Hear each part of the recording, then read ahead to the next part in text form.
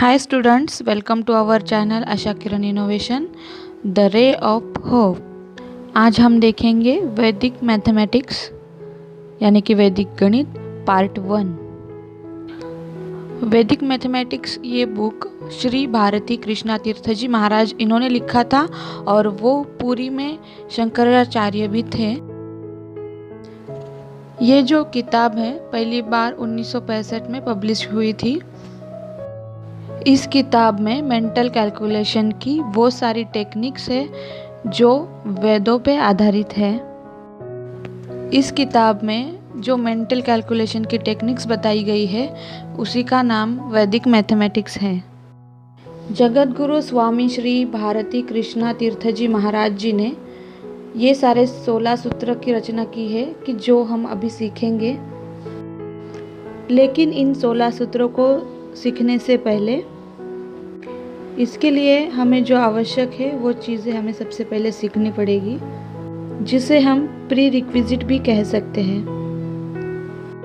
तो चलो आज हम देखते हैं प्री रिक्विजिट्स फॉर वैदिक मैथमेटिक्स।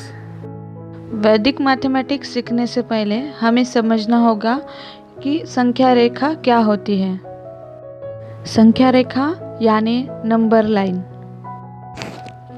संख्या रेखा में 0 से दाई साइड मतलब राइट साइड पे सारे पॉजिटिव नंबर्स होते हैं और बाएं मतलब लेफ्ट साइड सारे निगेटिव नंबर्स होते हैं।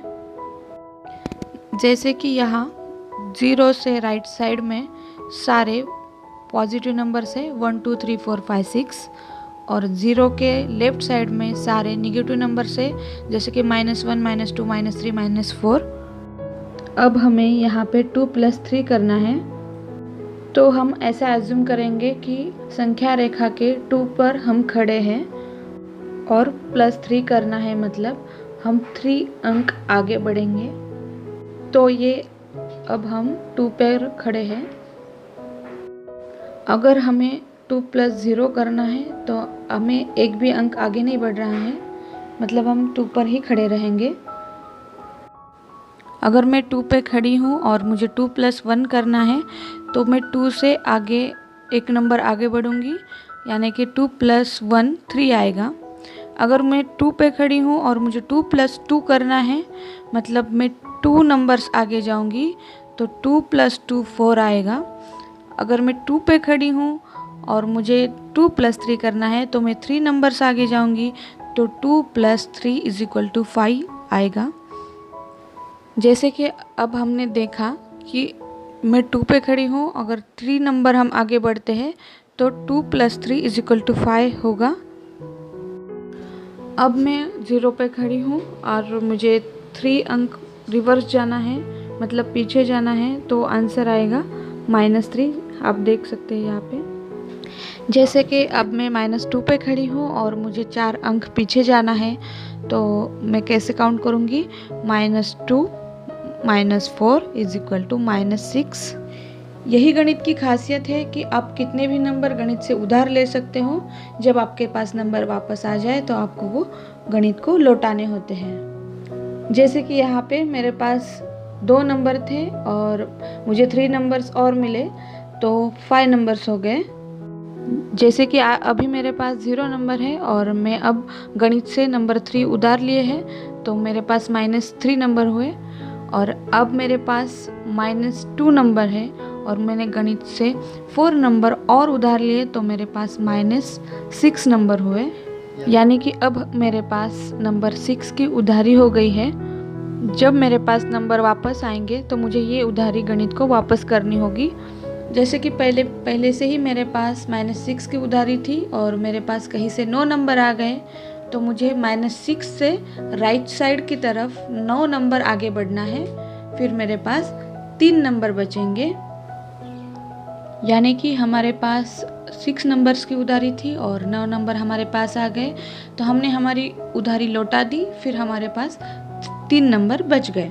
वैदिक मैथमेटिक्स को सीखने के लिए दूसरी महत्वपूर्ण बात होती है डेफिशिएंसीज। तो चलो अब हम देखते हैं डेफिशिएंसीज क्या होती है। जैसे कि हमें यहाँ इस टेबल में दिख रहे हैं, फर्स्ट कॉलम में नंबर्स लिखे हुए हैं, दूसरे कॉलम में लिखे हुए हैं बेस, और तीसरे में हमें डेफिशिएंसी पता करनी है।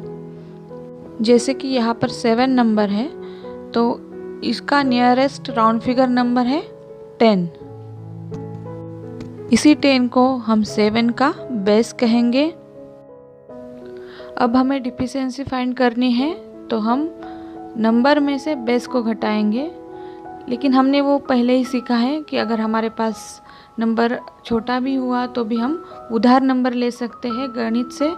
तो यहाँ पे हमने नंबर उधार लेके 7 में से 10 नंबर को घटाया है तो हमारे पास मिला है -3। लेकिन हम -3 को वैदिक मैथमेटिक्स के लैंग्वेज में बार 3 लिखते हैं। जैसे कि यहाँ पर 98 नंबर दिया है और उसका नियरेस्ट राउंड फिगर नंबर है 100, तो हमें इनकी डिफिशिएंसी फाइंड करनी है।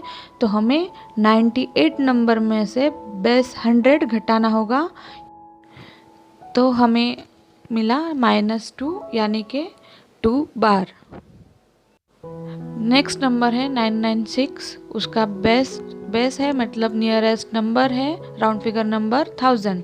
तो 996 में से हम 1000 को माइनस करेंगे तो हमारे पास आएगा -4 यानी कि 4 बार।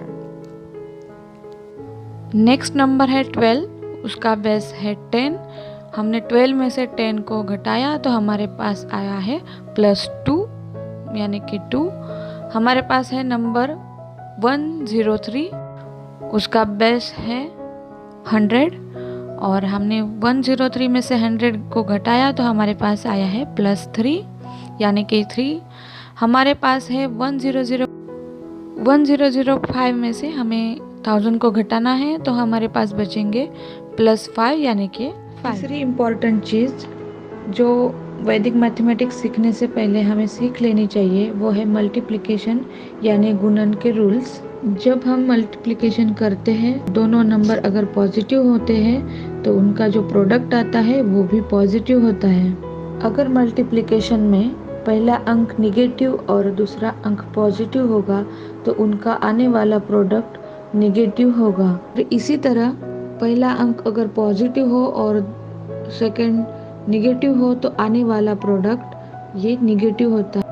लेकिन अगर दोनों अंक निगेटिव है तो आने वाला प्रोडक्ट पॉजिटिव हो जाता है।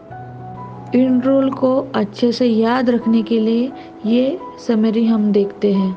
इस समरी से हम आसानी से याद रख सकते हैं कि दोनों नंबर पॉजिटिव हो या दोनों नंबर निगेटिव हो तो उनका प्रोडक्ट पॉजिटिव ही होगा। उसी तरह दोनों में से एक नंबर निगेटिव होगा यानी दूसरा नंबर पॉजिटिव होगा, तब उन दो अंकों का मल्टीप्लिकेशन का प्रोडक्ट निगेटिव ही होगा। तो अब हम वैदिक गणित के 16 सूत्र में से पहले सूत्र को सीखते हैं। वैदिक गणित में और एक बेसिक कंसेप्ट है, वो है विनक्यूलम नंबर। अब ये विनक्यूलम नंबर क्या होता है? विनक्यूलम नंबर एक ऐसा नंबर होगा जिसमें से सारे नंबर 5 या 5 से कम होंगे। किसी भी नंबर को विनक्यूलम नंबर में कन्वर्ट करने के लिए हम निखिलम सूत्र अप्लाई करेंगे, यानी हम निखिलम सूत्र यूज करके जो नंबर 5 से बड़ा है उसे कन्वर्ट करके हम 5 से छोटा बना देंगे। निखिलम सूत्र कहता है निखिलम नवतश्चरमम दशतः, यानी all from 9 and last from 10। इसका मतलब हमें सारे नंबर 9 में से घटाने हैं और लास्ट नंबर 10 में से घटाना है। ऐसा करने से फ़ायदा क्या होगा? इसका फ़ायदा ये है कि सारे नंबर्स 5 या 5 से कम हो जाएंगे और हमें उनको हैंडल करना इजी हो जाएगा। तो अब ये दो अंक हैं 27 और 197। इन नॉर्मल नंबर्स को विनक्यूलम नंबर में कैसे कन्वर्ट करना है और विनक्यूलम नंबर को नॉर्मल नंबर में कैसे कन्वर्ट करना है, ये हम अगले वीडियो में देखेंगे। Thank you.